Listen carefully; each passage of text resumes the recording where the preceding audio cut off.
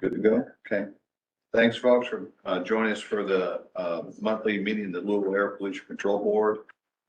This meeting is being held via video teleconference. Conduct a roll call and ensure we have a quorum for this morning.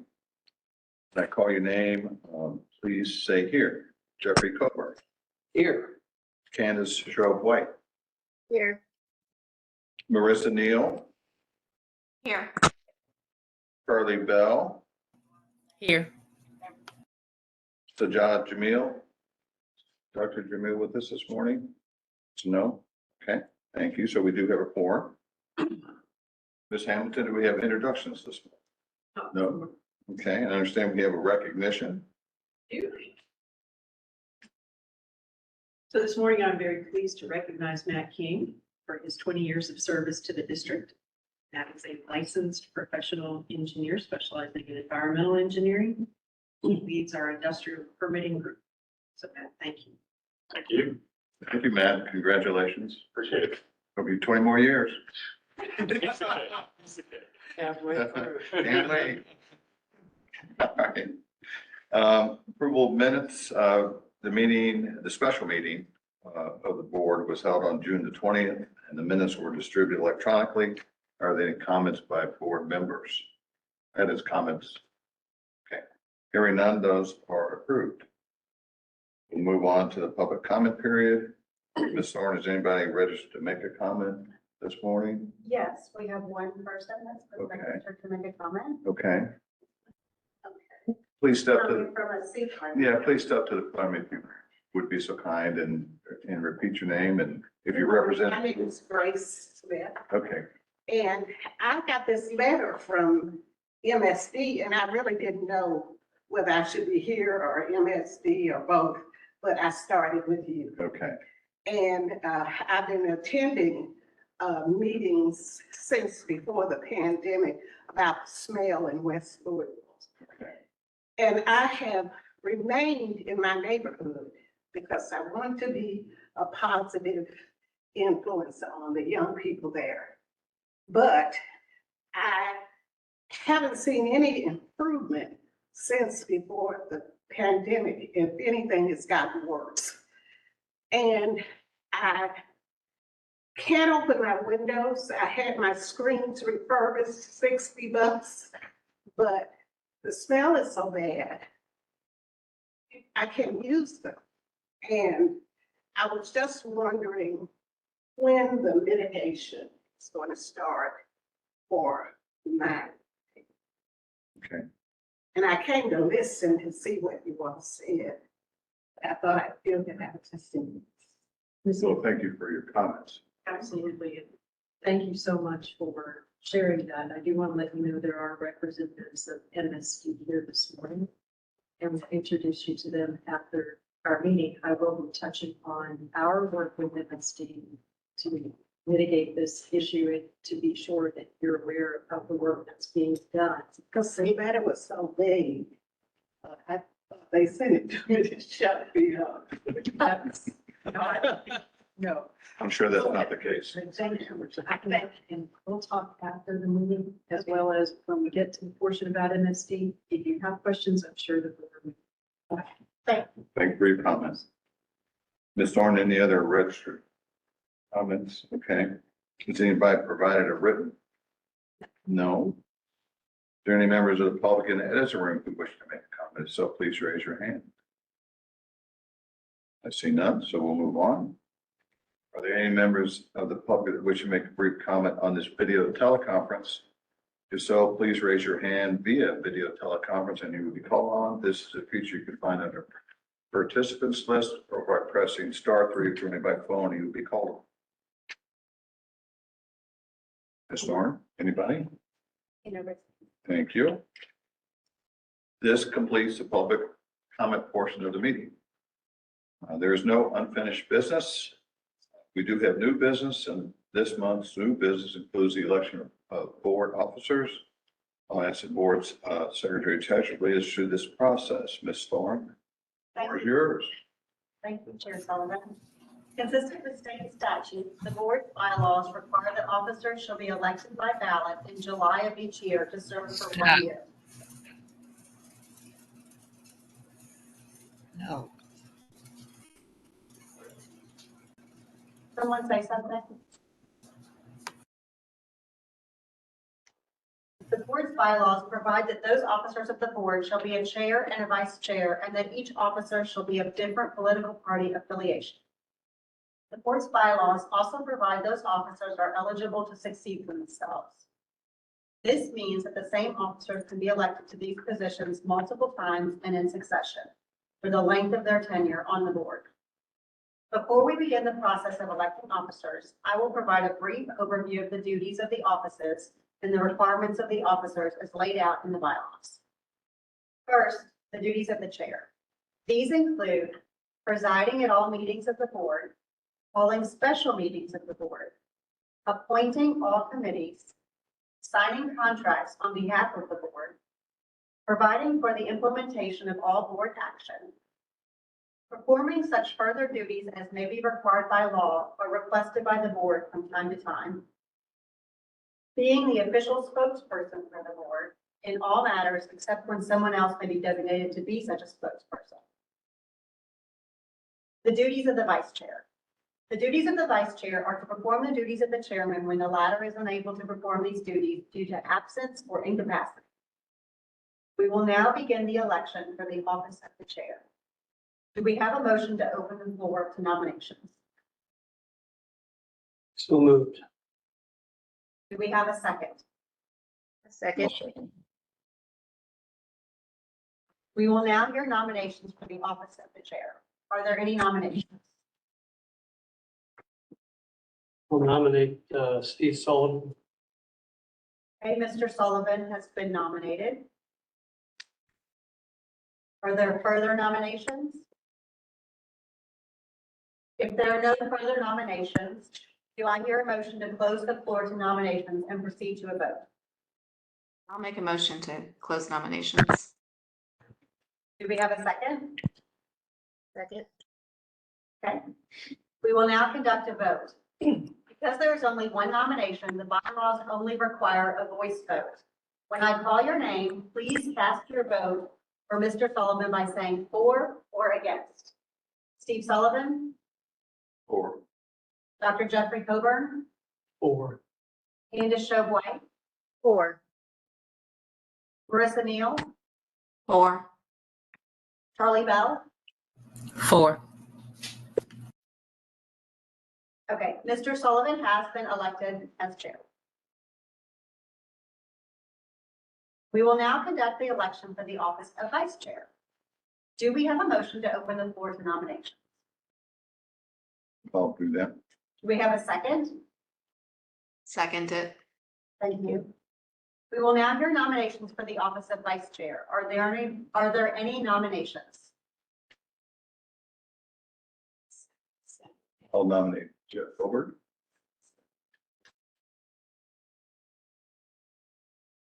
Any other nominations? If there are no further nominations, do I hear a motion to close the floor to nominations and proceed to a vote?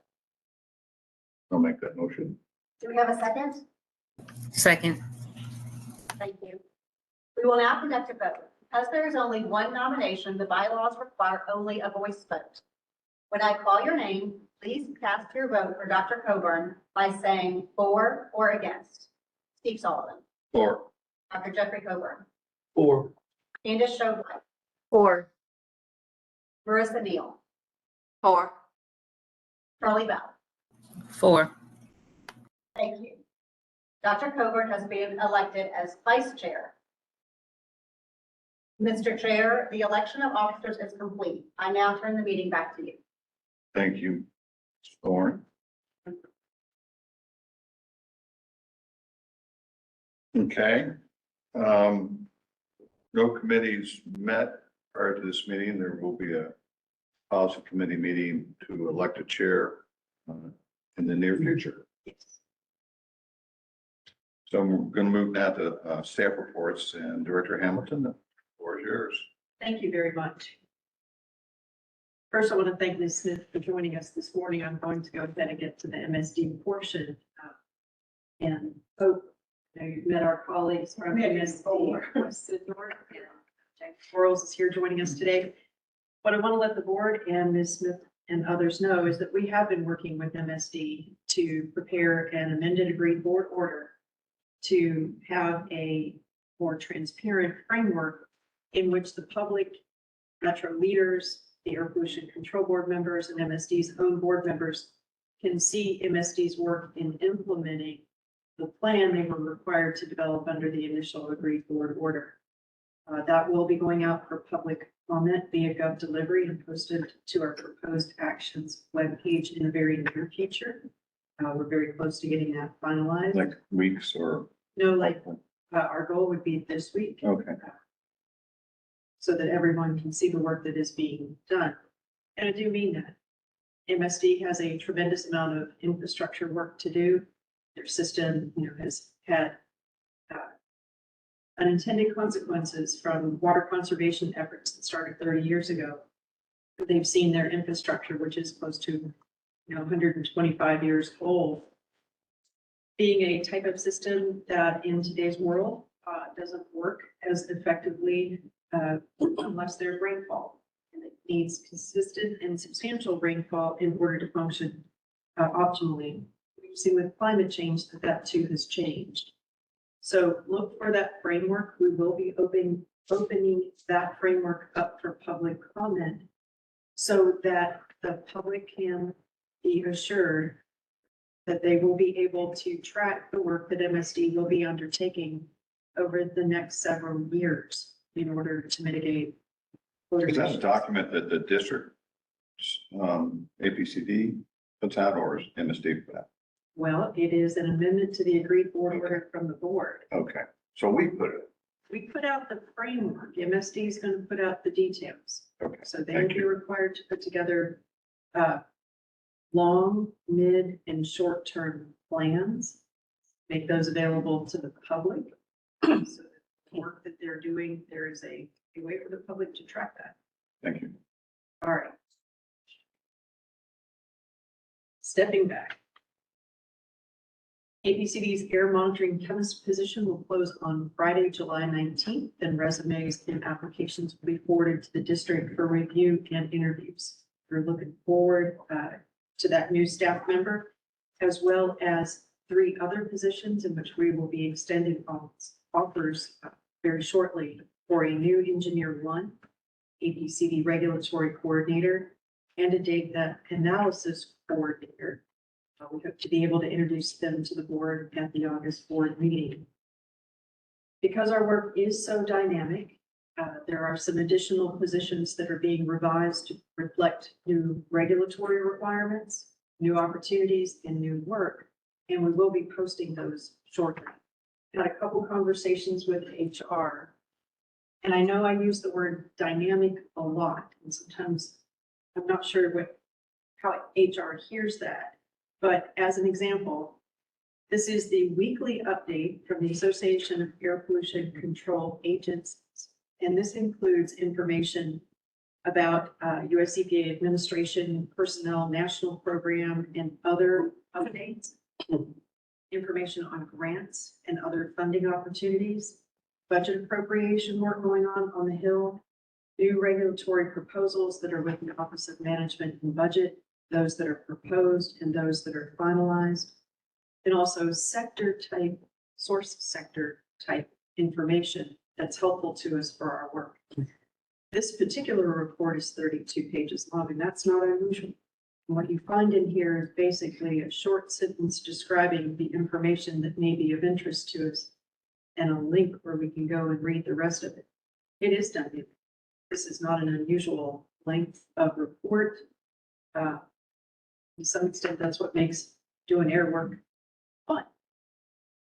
It has been very dynamic in the past month, particularly, as you may have seen, the Supreme Court had a crowded docket this session and released a flurry of opinions in late June and unusually in July as well, with implications for environmental and other regulatory programs. This morning, I've asked Assistant County Attorney Wong Nguyen to share an update on two of these opinions. One, a case overturning a legal precedent referred to as Chevron deference.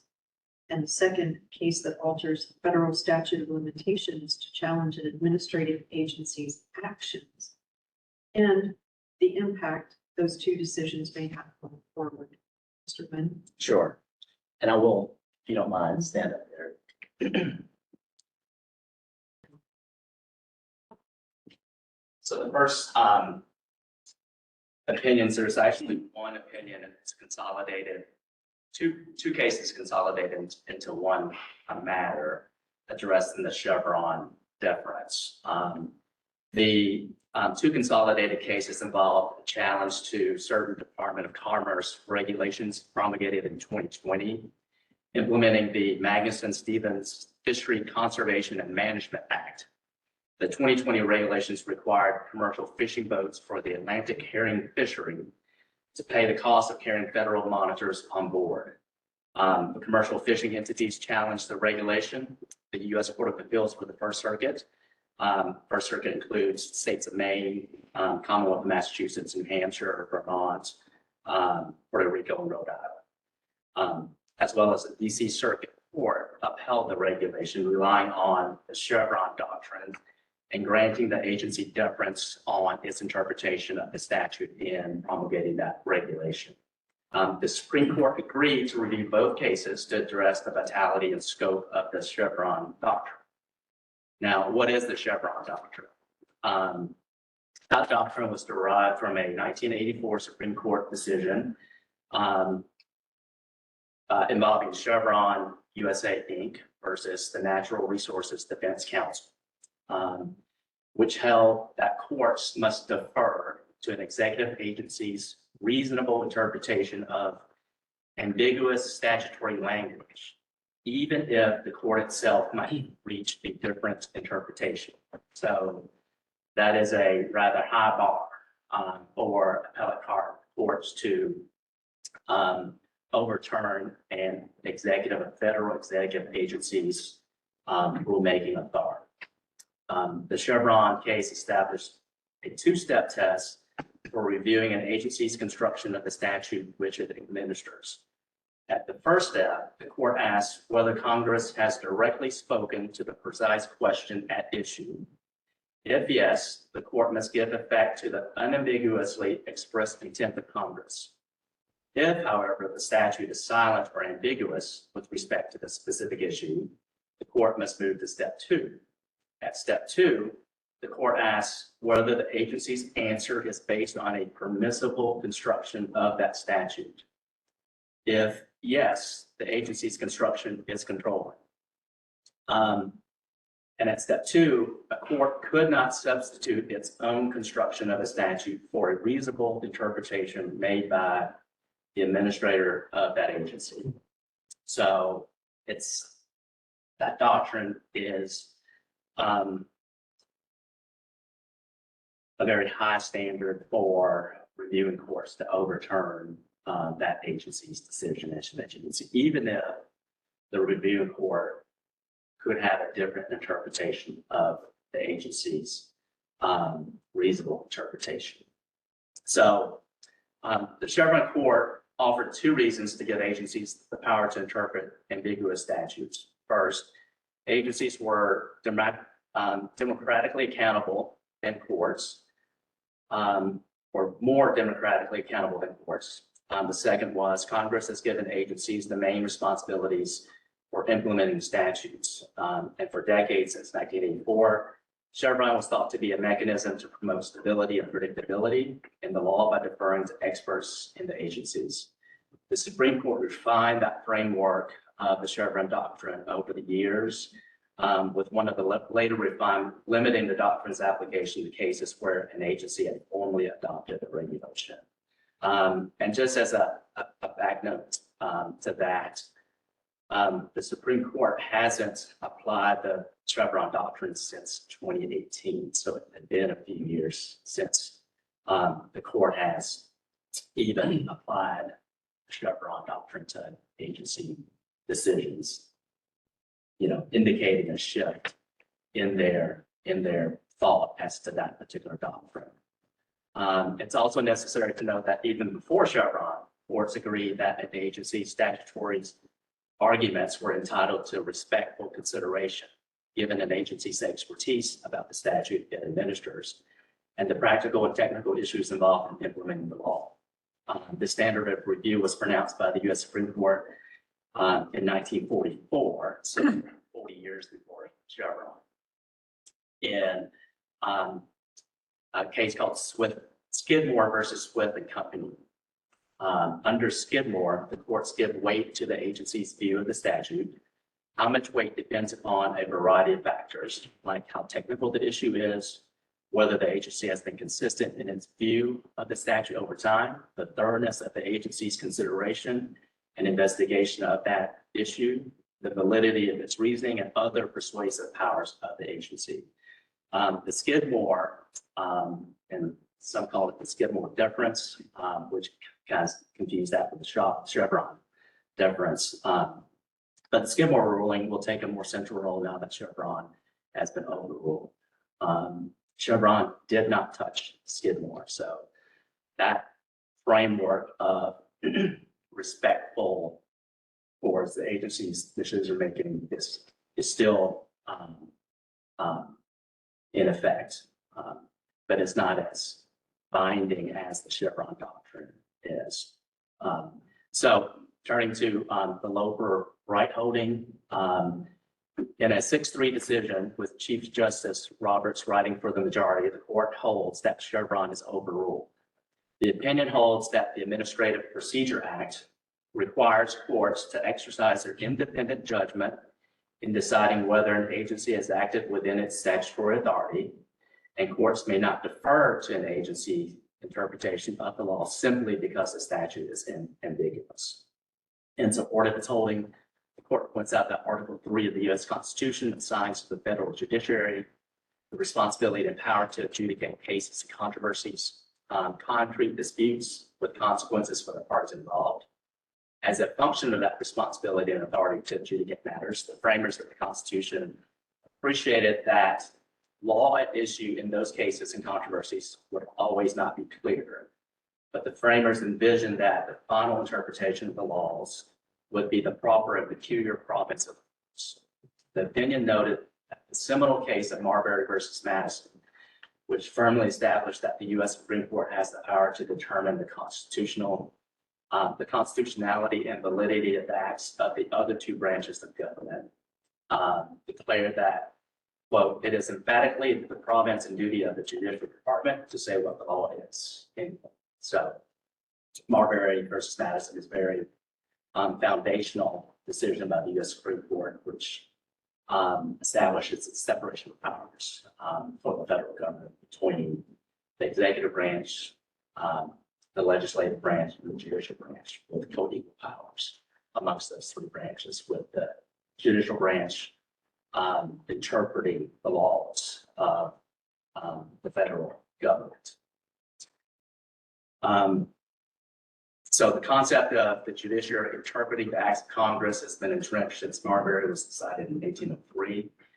The Loper opinion goes on to state that the APA, the Administrative Procedure Act, which was enacted in 1946, and sets forth procedures for federal agency action and delineates the basic contours of judicial review of such action.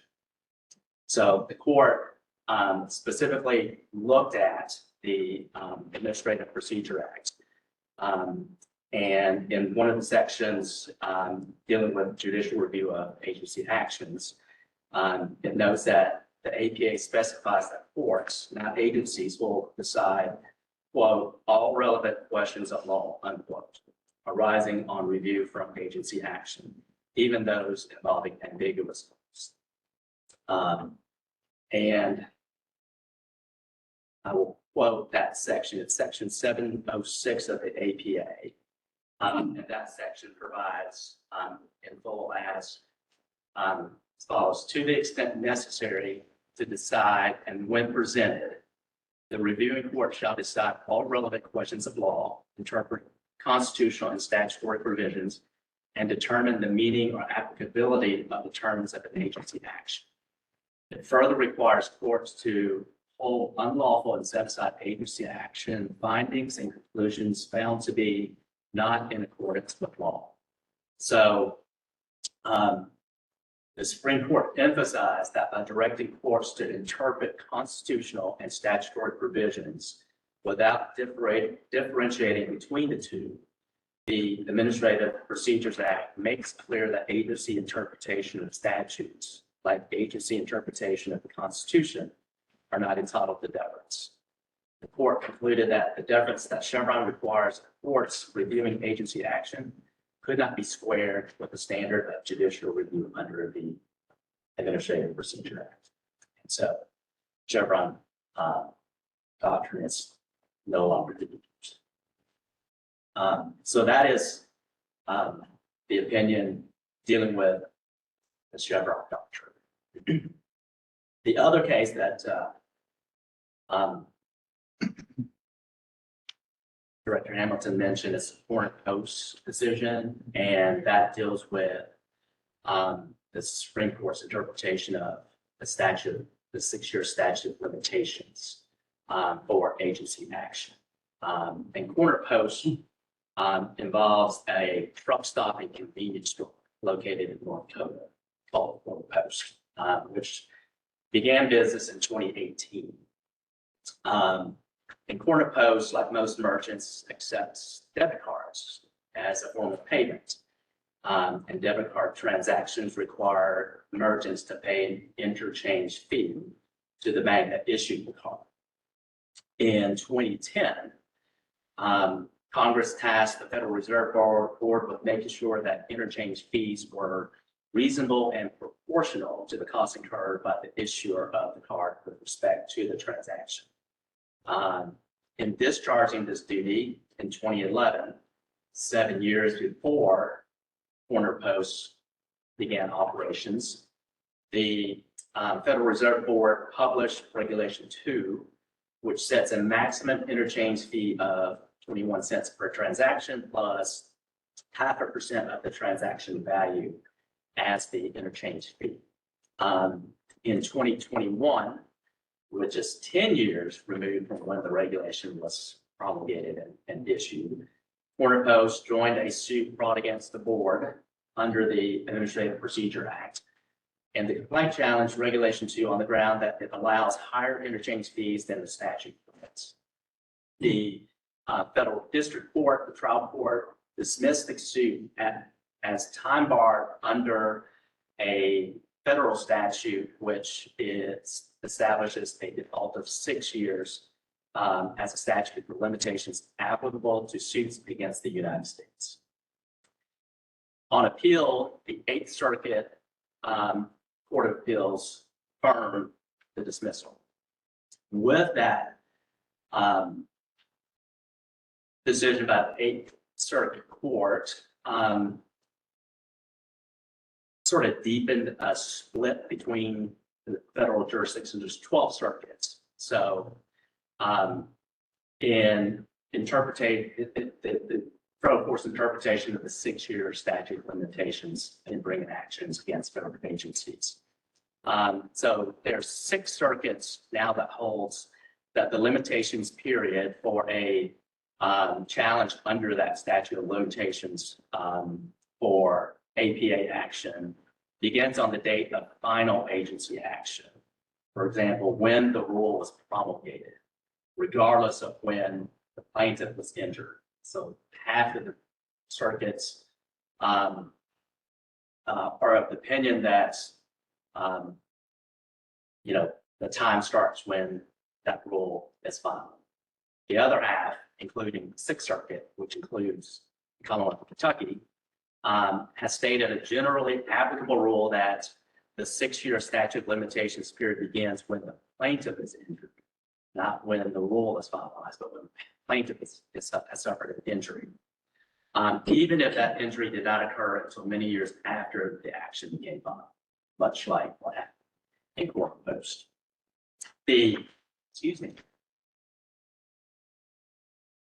So what do you all think the Supreme Court ruled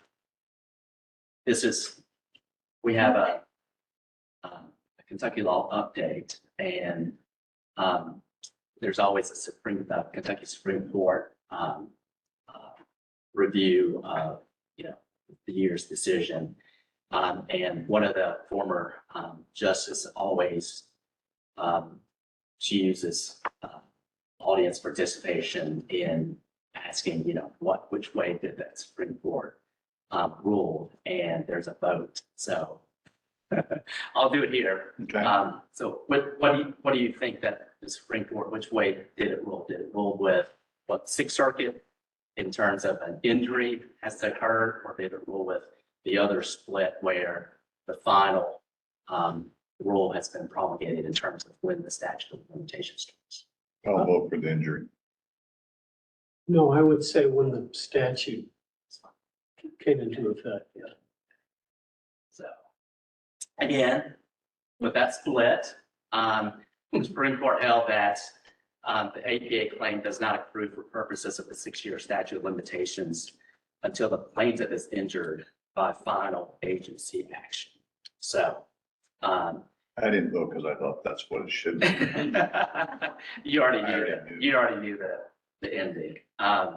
So the Supreme Court relied upon 2 sections of the Administrative Procedures Act, sections 702 and 704, and also language of the federal 6-year statute of limitations,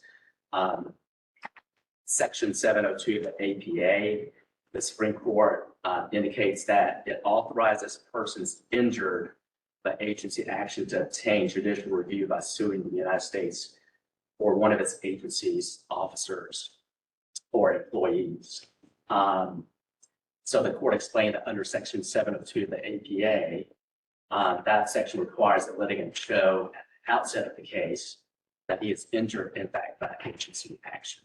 The court also relied upon section 704 of the APA, which provides that judicial review is available in most cases only for final agency action.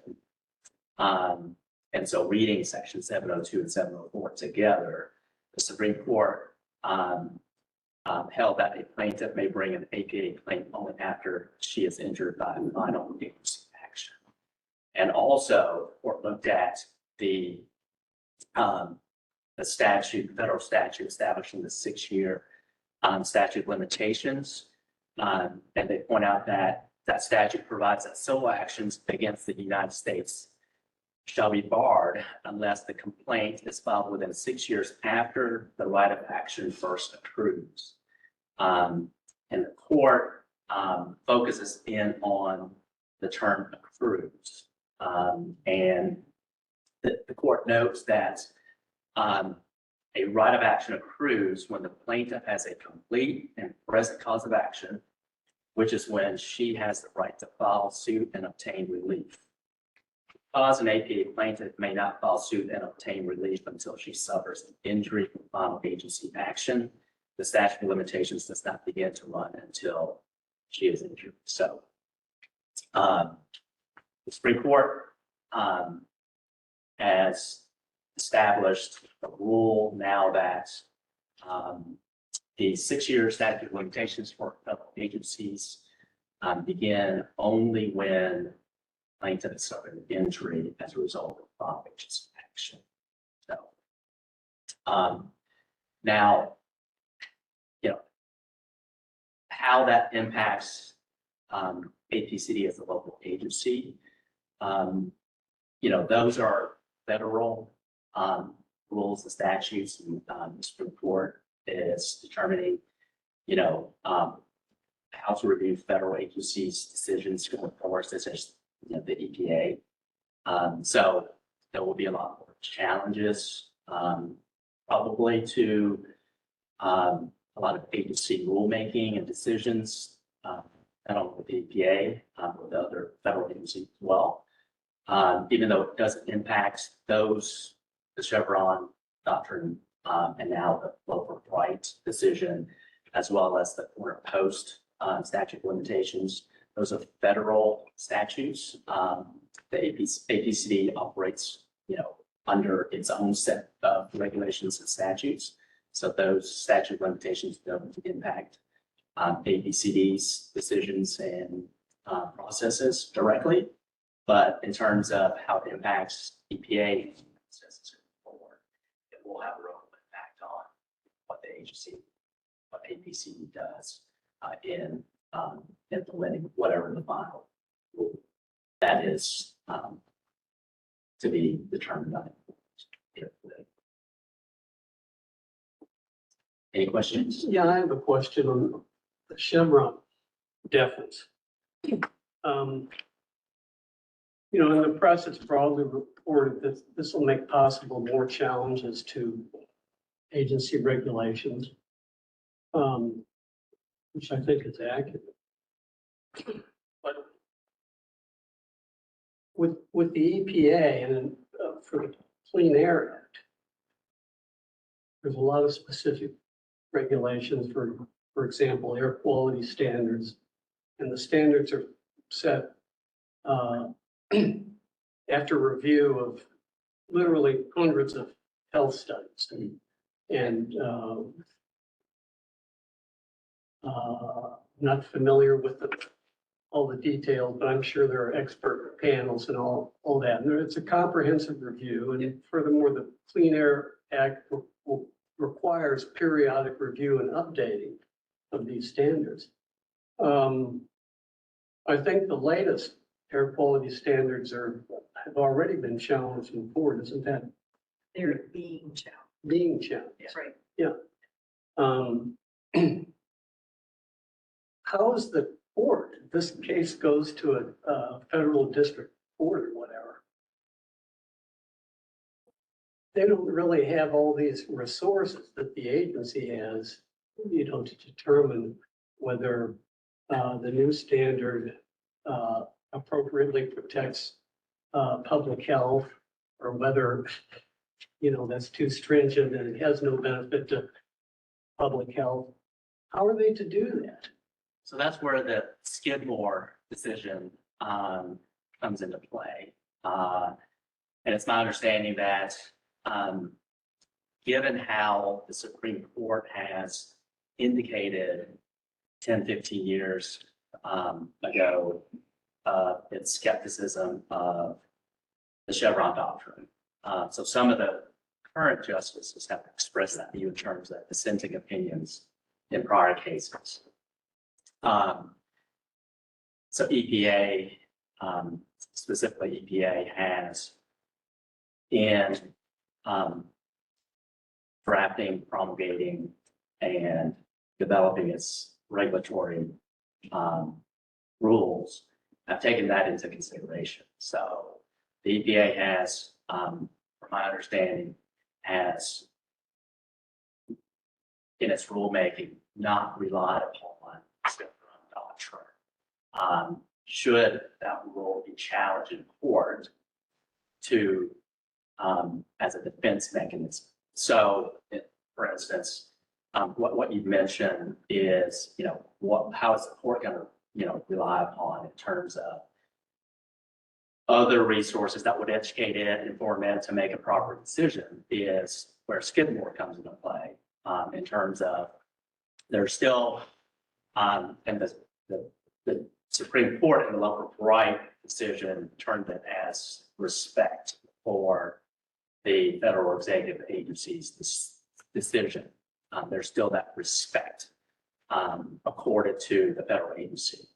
And that respect stems from, in essence, the Skidmore decision with respect to the weighing of, you know, those evidence. And the weighing of those evidence would depend upon factors that I mentioned before, like the technicality of the issue, the consistency with which the agency has ruled, you know, on that particular issue, the thoroughness of the agency's investigation, and then, you know, there's a catch-all where it says other persuasive powers from the agency. So, you know, EPA, as well as any other agency, will provide, you know, develop the litigation record as much as possible in order to, you know, defend its action and educate and inform the judge and court as to, why their rulemakings should be considered reasonable. I'm assuming too, they use the plaintiff's information. So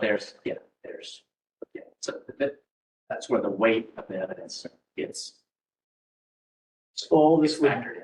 be done in the court through expert testimony and expert witnesses and things? So- As it is now. Right. Yeah, as it is now. Yeah. But there isn't, that high deference that Chevron Yeah, to executive agencies, even where the court would reach a different reasonable interpretation than what the agency did. but since there are always going to be arguments on both sides in court, we really rely on the judge's impartiality to begin with. Yes. And I guess the root of that, based on this decision, is that that's always been the case. Article 3 of the U.S. Constitution sets that out. So, But did they ever address venue shopping? Do they address it? no, in the dissent, it's raised as one of the, Right. unfortunate byproducts of. Is there A guidance on decision. that or rules on venue shopping, or is that just a? There Free-for-all. are, it's my understanding that there are, depending upon what type of actions, there's certain legislation that prevents that. And then, of course, that's always up to the defense, the agency to challenge that as well. But these two cases put together in terms of the overruling of the Chevron deference and the Warner Post decision in terms of the Supreme Court's interpretation of the 6-year statute of limitation not beginning until when an injury occurs. Those are, I think those decisions are, I don't want to characterize it as anti-agency, but it provides more tools for plaintiffs who want to challenge an agency decision to overcome that action from the agency. Any questions from board members on Kwan's presentation? Interesting, confusing, and let's see what happens. Well, one thing we can be sure of is there'll be more litigation. Oh, yeah. So Supreme Court also had an additional decision that does touch on the Clean Air Act specifically, in that they issued a stay of EPA's implementation of the Good Neighbor Plan federal implementation. Specifically, the Good Neighbor Plan is part of the 2015 Ozone National Ambient Air Quality Standard and required 23 states to develop plans in which they indicated both how they would comply with the new standards to reduce emissions from power plants and other industrial facilities, and how that would affect air quality and improve it in downwind states. In 2023, EPA rejected plans submitted by 21 states. Those would be state implementation plans like we developed here before. An EPA issued, instead of accepting a SIP, a federal implementation plan, or a FIP. 3 of those 21 states challenged the FIP. So that is working in the lower courts. But they also sought a stay of having to continue to spend resources to develop a plan on a rule that they were actively challenging. The Supreme Court accepted the case, looking at whether a stay should be issued. They weighed those equities. Is it fair to continue to have a state challenging a rule, spend resources? They looked at both the cost and the benefits, and ultimately determined that those 3 states, and they were joined by several industrial groups as well, were likely to prevail on the issue of the stay. because EPA failed to explain why the emission control measures required by the federal implementation plan, which set specific targets for each state, should remain if fewer states participate. So if it was planned that all 21 states would share part of this responsibility to set the plan and reduce emissions, then if some states dropped out, why was it fair that those plans remain the same? We're going to see how that litigation plays out. Where's Kentucky in the process? Kentucky has challenged the federal implementation plan. One of the three. They're not one of the three parties. I believe in the named actions, I think they're in the underlying actions. With respect to that, though, EPA has asked the lower court to consolidate the cases and expedite. So this is one you need to keep an eye on because it will go back to the Supreme Court. I'll likely see it there in the next year. And then again, we'll watch to see how the Supreme Court handles another environmental regulation. For the rest of my report, keep it kind of short here. Next week, Matt King, our industrial permitting manager, Karen Thorne, and Shannon Hosey, our industrial permitting supervisors, will be traveling to Atlanta for the Region 4 permitting workshop. Their colleagues here at the office will be joining in virtually. This is a great opportunity for us to stay up to date on all the changes that have come into our work in the past year. It's also a great time for us to network with others doing the same work. We get a lot out of hearing how they are implementing these national programs. In August, 5 members of our air monitoring program will be traveling to New Orleans for the National Air Monitoring Conference. So look forward to hearing stories of their trip to New Orleans and hope that the weather remains just muggy and calm since it is hurricane season. Next week, we will be joined by leadership of EPA Region 4. They will be coming here for our annual visit. We work with the EPA almost across our enterprise on a daily basis. Somebody somewhere is having a conversation with EPA about the myriad of work that we do in cooperation with them. We also meet with them frequently at national conferences and regional conferences. And yet the Clean Air Act of 1970 has a quaint provision that says once a year, EPA will travel and sit down in person with their state and local counterparts. DAQ will join us here and we'll all be introduced to the new EPA Region 4 Air and Radiation Division Director, Denise Diaz. She joins us after 33 years with EPA, much of that in the water program, and we look forward to having a permanent ARD director. Lastly, 2 weeks ago, Travis Velke, Engineer 1, and Dr. Mita Sessler-Maloney, your Quality Assurance Coordinator, and I attended Simmons Fest. They had their annual Health Equity Fair. It was on Saturday, June 29th, over here at their campus. It's great fun. Tremendous energy at the event despite the heat. We're really glad we had a chance to meet folks there and talk about our work. We also last weekend joined the community at the new A.O. Jones, Alberta O. Jones Park. That is Metro's newest park. Dee Lynch and Tom Law in our air monitoring program, Matt Mudd and myself met folks out there and really great. We were joined by EPA Region 4 EJ Coordinator Elle Savine, who came up from Nashville. She's the grants coordinator on the Parks Alliance Environmental Justice Grant that they were awarded last year. Are there any questions about the presentation? I have a question about the process with the resumes so you get resumes, for example, for the chemist position. Mm-hmm.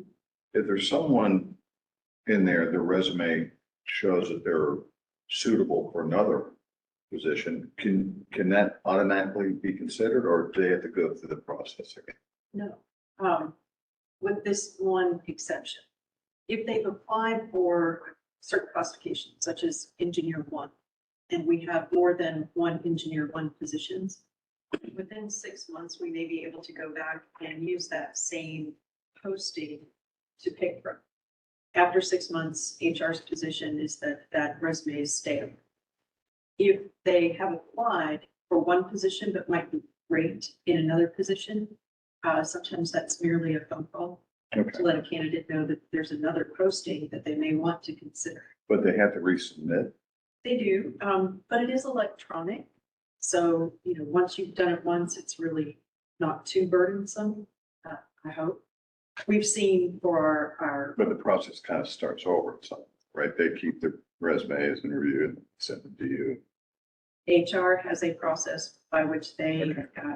evaluate the candidates to meet the minimum qualifications, and then they send them over Okay. to us. And we don't get them until the posting closes. Okay, Then we evaluate that pool. We generally have a number of folks across the enterprise who look at that pool and select candidates for interviews. And then the process goes forward. Any other questions? not for me. Very good. We're going to have two presentations this morning. They are related to each other. Matt King is going to lead a discussion this morning on your talk screen with the board's leave. I'd like to speak to Ms. Smith as we're getting set up for that. Sure. Presentation.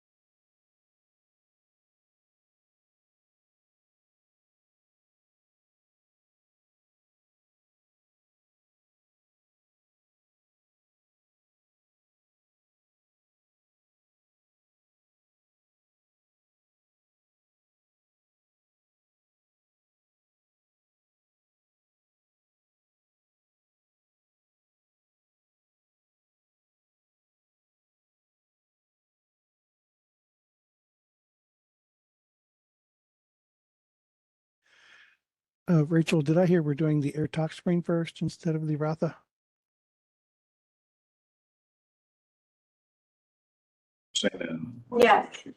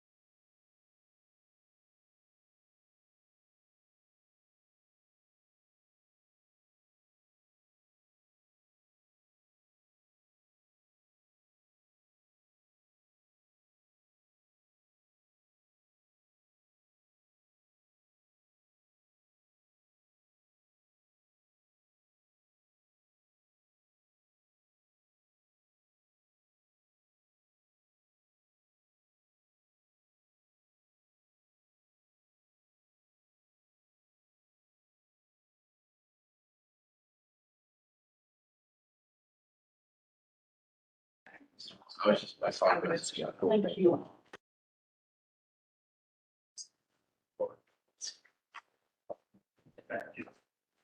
That makes sense. Okay, Thank you. All right, we are ready to get back up, and what we're going to do today is talk a little bit about US EPA's air talk screen, which is a very powerful screening tool looking at risk from exposure to chemicals, whether those chemicals come from stationary sources like those APCD regulates, vehicles, area sources, even biogenics, plant-based emissions. So With that, what we wanted to do is put a little context into where EPA is with this new tool. Everyone is familiar that air toxics have health risks, and those can range from a myriad of effects: cardiovascular disease, respiratory, neurological, cancer, reproductive, and developmental. And again, our strategic toxic air reduction program is in place because our board recognized the impact of these following the initial West Global air toxic study. Next slide. US EPA, when they consider risk, generally find a risk that's less than 100 in a million to be acceptable. But they do take into account a number of factors when they evaluate risk, and that includes a risk somewhere between 101, cost, technical feasibility, and other factors in determining whether or not the exposure to a chemical is appropriate. Next. Our STAR program, again, which has been in place since 2005, takes a different approach. It doesn't have a goal of between 1 and 100. It has standards of the following. When we look at emissions from a stationary source to a non-industrial property, so whether that's residential or commercial, the risk from a single toxic air contaminant from a single process is 1 in a million. For a source that was existing as of July 1, 2005, the risk from all processes, all toxic air contaminants, can't exceed 7.5 in a million.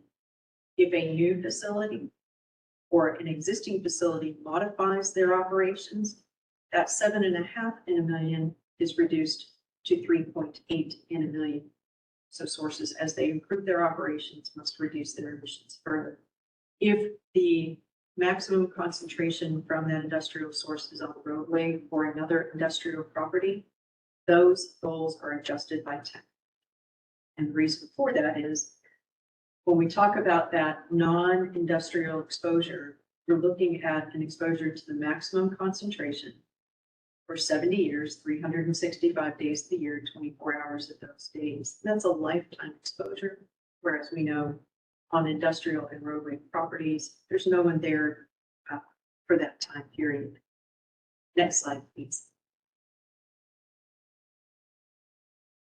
In September of 2002, US EPA completed a air toxics relative risk screening analysis that identified Jefferson County as the most polluted county out of the 8 Southeast states. And just to keep things interesting, there's 736 counties in those 8 Southeast states, and we were number 1. Next slide, please. I know this is a little bit hard to see, but I really want to focus on that orange part. This is the National Air Toxics Assessment. The air tox screen model we'll be talking about today is the latest iteration of this analysis. Previously, EPA did this National Air Toxics Assessment once every 3 years, and they looked at the census tract central instead of where we're going to talk about today, an annual assessment at the census block level. But that dark orangey brown color is a risk that is between 100 and 355 in a million solely from point sources. Those are the sources that we regulate. Next slide, please. By 2018, you begin to see that in the screening assessment that NATA is, we've made good progress, but there is still higher risk from point sources in some areas of Jefferson County than others. The big block in the middle that's vacant, that is the airport. No one lives there, so it's not assessed. Next slide, please. When we see EPA's progression through risk assessment, that every 3 years National Ambient Air Toxics Standard, we really see them begin to use risk assessments in their regulatory decision-making in unique ways. And we've seen a couple of iterations from them in rulemakings that we've talked about here with the board. In particular, this is from the hydrogen fluoride reduction rule. It's under the American Innovation and Manufacturing Act. There are only 9 sources subject to that rule. And so EPA went and compared each of the 9 areas around those sources and looked at risk using that National Ambient Air Toxics Assessment. 9 sources nationally. 9 sources nationally. There is one here. And what they did was, in addition to looking at that risk, they said, well, we want to look at how many companies contribute to that risk. So they went out a mile from the facility. And here in Louisville, we have more sources within that mile than others. So they went out 3 miles. We still had more sources. Ultimately, they went out 5 miles. We still have the most sources reporting to the toxics release inventory within that 5-mile circle. And in the final rule, they actually went back and evaluated 10 miles out, 10 kilometers out. And we still have more facilities reporting to TRI than any of the other locations. But they compared state background cancer risk, urban background cancer risk, and then their NATA, National Air Toxics Assessment risk at each of those concentric circles. And it's one way to take a look at risk. It's a very back of the envelope risk. For us here in Louisville, the risk really didn't change no matter if you were 1 mile from the facility or 10 miles from the facility. Urban background, I think, is 36 in a million, and the risk here in Louisville ranged between 36 and 38. So it's just an interesting way for EPA to begin to try to talk about risk. Next slide. So urban background at 36 is what it is. That's what was, Background is localized. That's Yes. not the actual number. no, nationally, it's about 32 in a million. And that takes into account rural, but there are differences between rural and Okay. urban areas. So just one last comparison here. In 2000, we were ranked 11th in terms of emissions of the category 1 toxic air contaminants. And those were the chemicals that were identified in the West Louisville air toxic study as having the highest risk. In 2021, we dropped to 162nd. What you see is everyone has had reductions, but we've had tremendous reductions here. And that has been through the implementation of the Strategic Toxic Air Reduction Program and the innovation and efforts of the sources here in Louisville to reduce their emissions for that program. I mentioned to Matt, as I celebrated his 20th anniversary of the district, we're going to really be talking about looking at 20 years worth of work when we look at the air tox screen today. And it is a remarkable story. After we finish looking at air tox screen, we're going to talk about the Rubbertown Air Toxics and Health Action Project, right? Which will help us look more closely at actual emissions here in Louisville. These are screening level assessments. They often tell us that there is additional work to be done. And there will always be work to be done, no matter what successes we have. New and emerging contaminants, additional science helps us better understand chemical information. And we continue to see, as Dr. Coburn has already mentioned, that the Clean Air Act requires us to go back every 5 years and look at the health-based science for those national ambient air quality standards. And as we reduce ozone, which is formed by volatile organic compounds, nitrogen oxides, and summertime air, we reduce air toxics. Same when we reduce particulate matter, we reduce air toxics. So there's always ongoing work. With respect to STAR, I'll just leave it with this. You know, STAR is a do for us. We do it every day. It is not something we did, and it's not something that we've done. So I think that's my last slide. Yes. Good morning, everybody. I'm Matt King. I manage the district's industrial permitting section. We're covering a lot in this meeting, and I'll try to move fairly quickly, but we'll take questions. But certainly folks want to take some time to look at this tool, put questions back to us. We can answer those basis. So air tox screen is a new version of what used to be called the National Air Toxics Assessment that EPA produces. In the last few years, EPA has gotten really good at compiling big sets of data, doing some analysis, and then providing like a mapping tool and some other visual aids to help get your head around that. Air tox screen is another one of those tools, hopefully in a bigger print. And we'll try to blow this up in the live system in a second, but that's where it might be beneficial to take a look on your own screens, but we'll try to zoom in on a few local areas. Next slide, please. All right, so air tox screen is a screening tool. It's a very powerful tool, but it is not an exact science. A lot of air pollution is not an exact science, but especially something like this where you're looking at the whole country, putting in a lot of emission sources and estimates. It really is a screening tool. EPA will repeat that many times to try to make sure folks understand it's a starting point. It's not a final conclusion. But it is the best source for a lot of purposes, especially if you have a large jurisdiction. Good thing about Louisville is it's a fairly small geographic area. We have a good knowledge of the sources, but if you're looking at a large state or the country as a whole, or maybe an EPA region, you need a tool like this to really put that all together. The mapping feature allows you to make some visual comparisons. It can help you confirm previous evaluations, which is always nice when your understanding is reaffirmed by other reviews. And it can help you decide where you're going to put the next future reviews in place. Next slide, please. So air tox screen works like a classic risk assessment when it comes to air toxics, very similar to how STAR evaluates risk.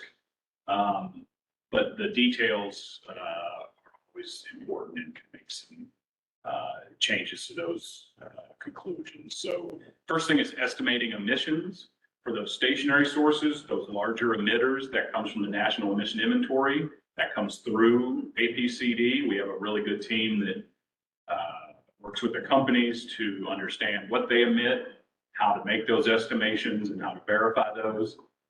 We also use TRI to fill in some of the gaps on those inventories. And then estimates of area source, those smaller source emitters, mobile source emissions, some natural emission sources. Get all of those emissions put into this system and then use dispersion modeling because it's not about how much pollution there is, it's how much of that are you breathing, how much is in each cubic foot of air. Air mod is used for that dispersion assessment. And then you estimate risk. So you're comparing those concentrations of those different chemicals to a number of sources that tell you how toxic a chemical is. In the STAR world, we call those benchmark ambient concentrations.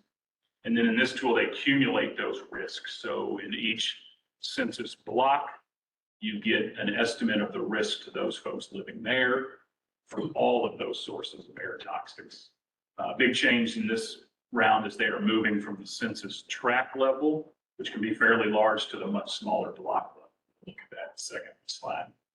Next slide, please. So it's important to note, Rachel brought up STAR is almost 20 years old. When I came in 2004, it was being proposed. There was a ton of people at board meetings. A lot of people really fought hard to get the regulation passed. A lot of folks working at the health department and APCD worked to get it implemented. And a lot of our local companies really met the challenge and reduced their emissions significantly. And this was just kind of a comparison of Louisville. We'll go over some of those risks, but generally around the city, we're in between a 30 and a 40 in a million risk. Air tox screen rounds to even numbers, so that 30 is anywhere from 26 to 34. But a place like LaPlace, Louisiana, anywhere outlined in that kind of bright reddish color is at the 100 in a million or higher risk level. And you will note there are numerous tracks there. Jefferson County has no tracks at or above that 100 in a million risk. And again, that's cumulative risk, not just from point sources, but from mobile sources and area sources as well. Next slide. All right, again, not too helpful on the big screen, but I'll try to give some landmarks. On the left is what they're evaluating now. That's the census block we're in at this meeting. That includes the Edison Center. If Ormsby continued, that's kind of the southern border. 7th Street is the eastern border, 9th Street is the western border, and then Oak Street at the north. So really a small look at what is that estimated risk for that area. Our previous grouping was in the census tract level, and that goes from the same corner that we represent at the southwest up to Kentucky Street to the north and over to 1st Street to the east. So a much larger area that does change the results, even if they were based on the exact same emissions and the exact same dispersion of those emissions. It can cause the risk to appear higher. We don't see a lot of that in Jefferson County, but in some areas of the country, this change resulted in what appeared to be a larger change in risk. It was really just a change in the technique to evaluate that risk.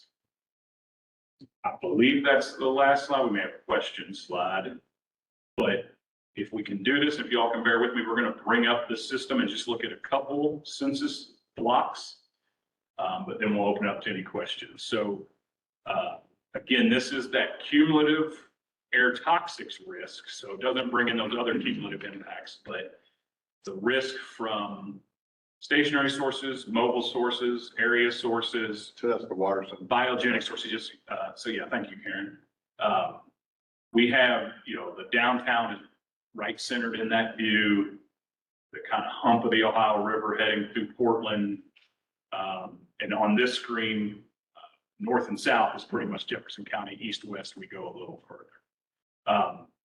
The majority of census census blocks in Jefferson County are either a 30 or a 40 in a million risk. We do have a couple that are higher. Again, none of them are at or exceeding the 100 in a million risk that is EPA's goal.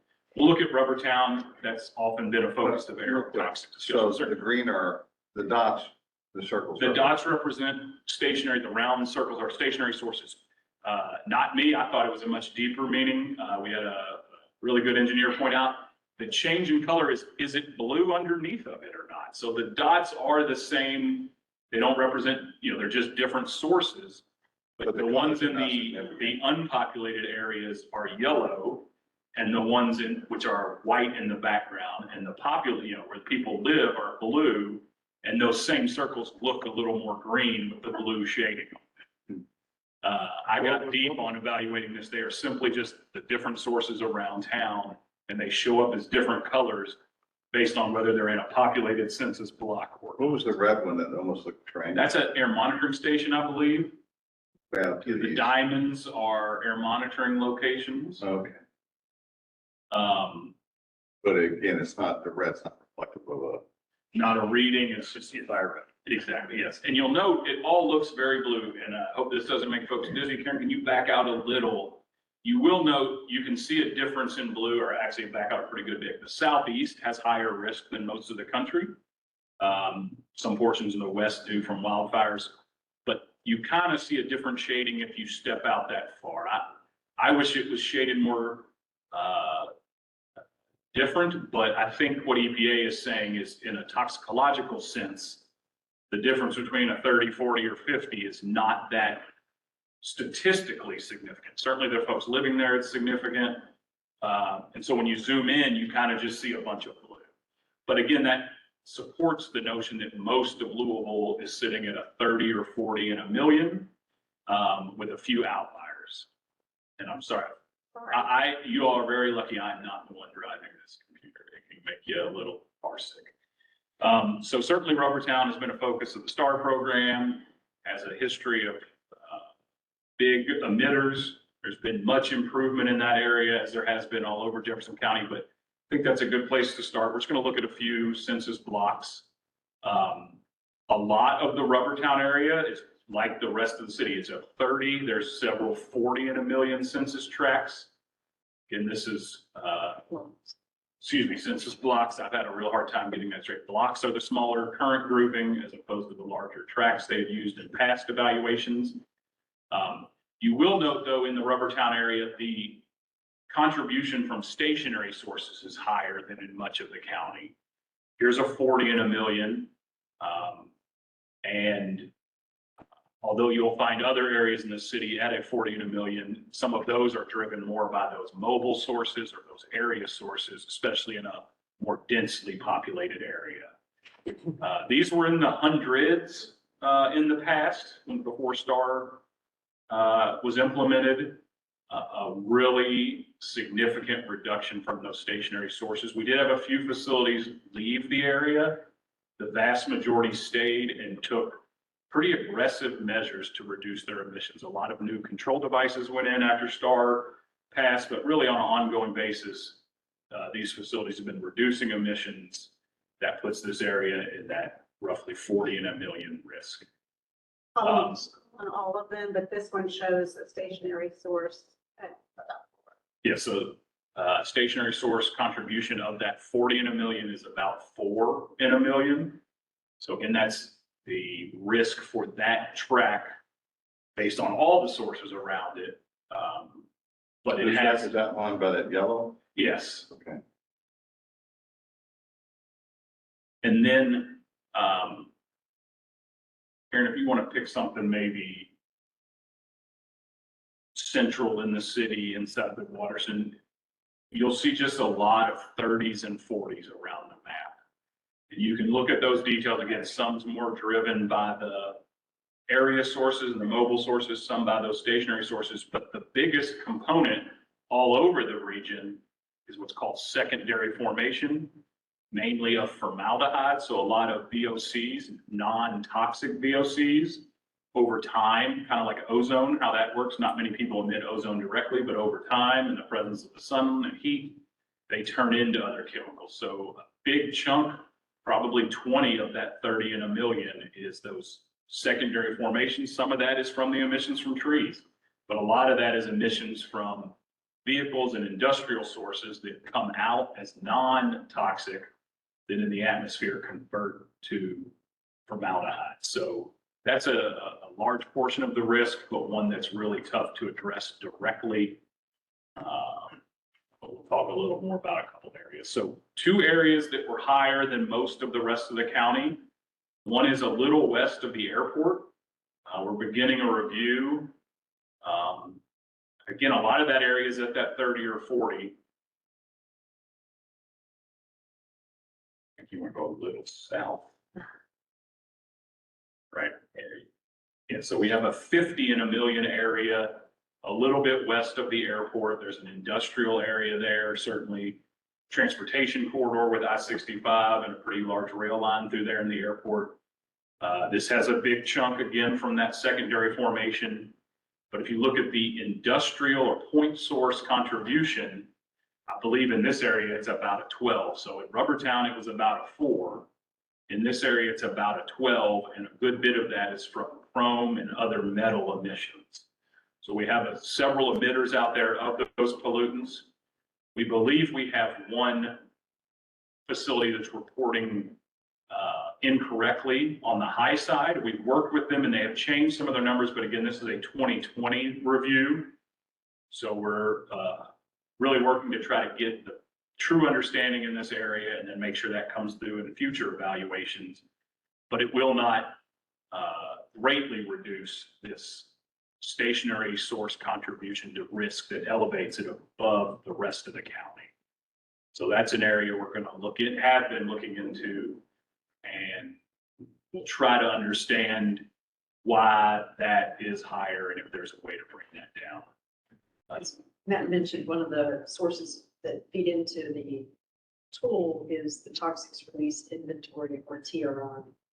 And unlike the emissions inventories that we receive when they go through on the front end to the census building to be sure we understand the emissions, how they'll demonstrate compliance, and we agree that's an accurate representation. Toxics release inventory goes from the source to the state and EPA. We don't have any opportunity to quality assure it like we do in our emissions inventory. And we have seen some over-reporting from the source in the past and how they report to TRI. So that's exactly right. We want to be sure we understand how they're reporting this other information and how it may affect them. Some of your smaller facilities understandably feel like if they over-report, that's a safer position to be in than under-reporting, but it can throw these evaluations off. But there are some other sources out there that are reporting accurately, and we believe there is a slightly elevated risk in that track. The other one's pretty close to the building we're in. This is a little bit west here, around 12th Street. We have a census block that, from what we can determine, is the highest risk in our county. It's 60 in a million. It has about 20 of that is from stationary sources. And that is, you know, the core of STAR program's authority. So we want to make sure we're applying that correctly and see if we can't identify that risk and bring it down. It also has those other components of traffic and area sources. But this is the highest risk census tract. It again is driven by chrome and other metal emissions, which are very toxic. The good news is they are pretty easy to control. It's not cheap and it takes work, but a good filtration system. This is the census tract near our Clarion South facility, Clarion West facility. And they have put on some high efficiency filters over the years, going back to the implementation of STAR. They have reduced their risk, but we still see a elevated chrome risk in this area, and we're doing that as a district as we speak. Does anyone want to ask questions, look at certain blocks? And again, please look at this tool and come back to us with questions. It's a lot to take in.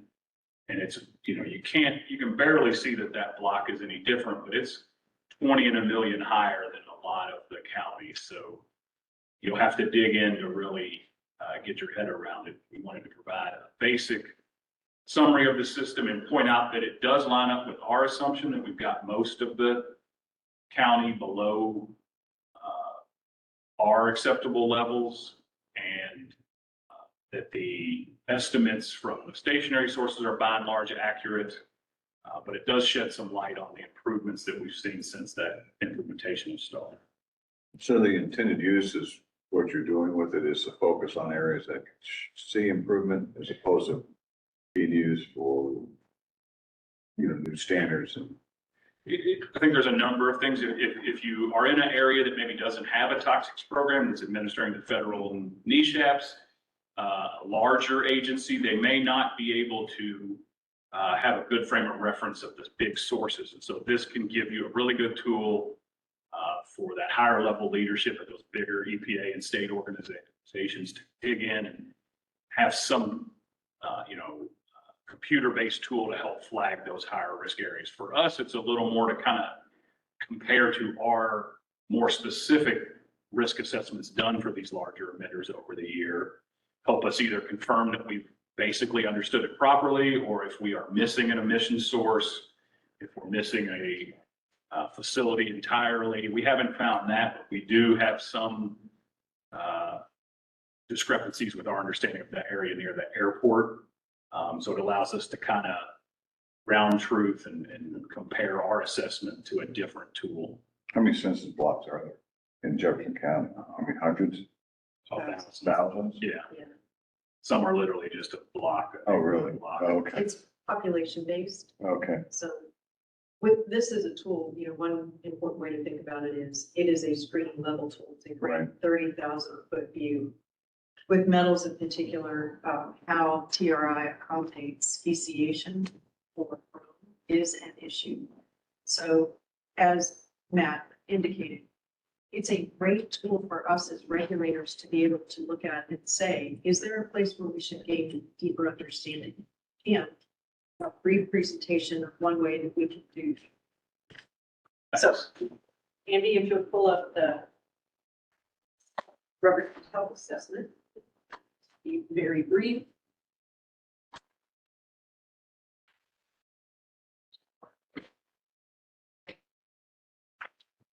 We talked at length, next slide, please, Andy, about the grant that EPA has provided to APCD and our partners for the Rubbertown Air Toxics and Health Action or RAPHA project. It is a 12-month ambient air toxics monitoring study. This is to replicate a study that was done in 2000, 2001.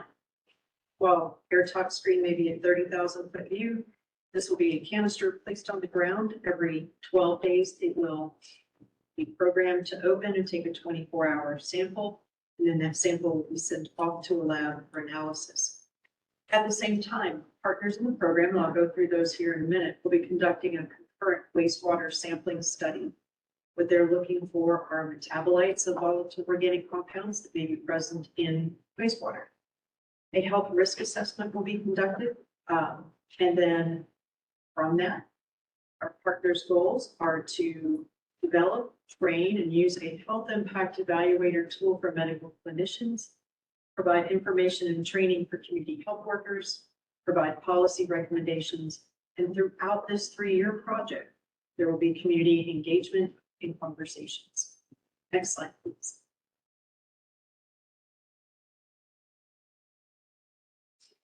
All right, in addition to our partner US EPA, APCD is responsible for the ambient air toxics assessment portion of the project, and we are also the manager of the grant itself.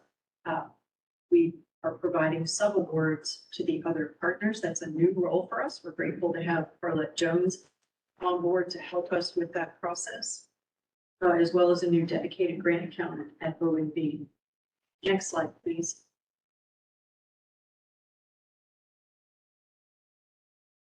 West Jefferson County Community Task Force, who led the initial West Louisville air toxic study, will be stepping in again for that role in community engagement and public information.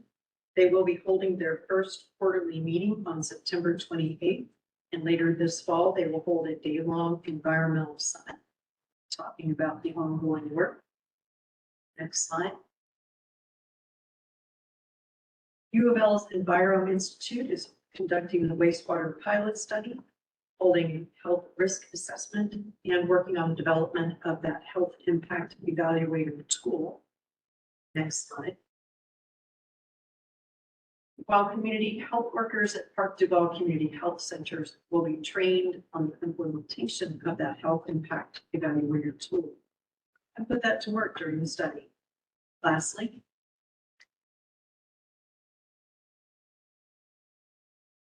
we are joined by Louisville Public Health and Wellness. They're going to join us in policy development, health data sharing, risk assessment support, and community engagement support. So all very important partners in this process. Next slide. And just a very brief timeline. We will be beginning our air monitoring soon. That will take place for 12 months in the field. We are working with our partners now. Once we set our sites, you've all begin their wastewater sampling. They want to be sampling in locations close to where we're actually monitoring the air. And of course, West Jefferson is working diligently on that communications, including website development. This morning, we talked about podcasts and all sorts of really good information coming out of that. In year 2, we're all going to be evaluating our work to date, continuing to develop results. Our air monitoring study will be closing up. And finally, in year 3, ultimate goal is some recommendations, not just for APCD, but for others, and other partners within Metro government who can assist.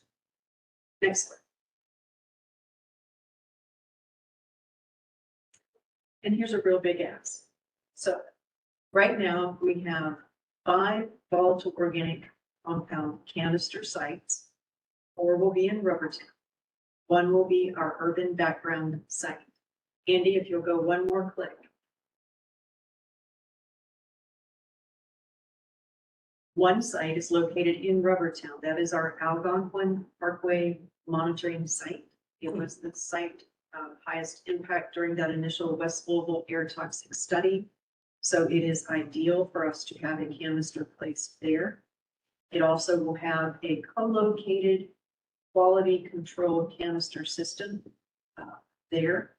The other site that we have confirmed is our Cannons Lane air monitoring site. It's pretty much at the end of the Bowman Field runway.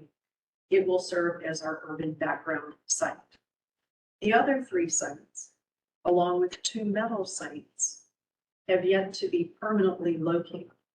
We know we want to be in the area near where we previously monitored, and that would include locations near Ralph Avenue and Campground Road, near St. Stephen's Baptist Church, and near Chickasaw Park. For the volatile organic compound sites, we don't need power. For the metal sites, we will need power. We'd like to have at least one of those metal sites in Rubbertown co-located with a volatile organic compound site.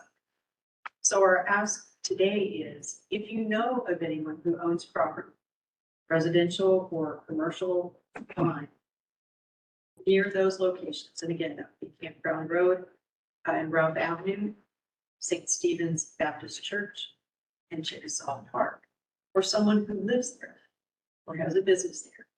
We'd love an introduction. And hopefully we can work with them to set up the canister. Would Metro have properties in all those places like Land Bank and? Yes, and they're a good partner with us. We've got, MSD has been a really good partner. They also have sites within the areas. Anybody who has a site that we can use and get access to, we are grateful. Basically, the canister needs to be in a position where it's unobstructed either by a building or vegetation. And again, only for the metal sites do we need to talk about power. We do have a movable formaldehyde analyzer. And so it will be moving throughout the study area in that 1-year time period. And it doesn't need a set location.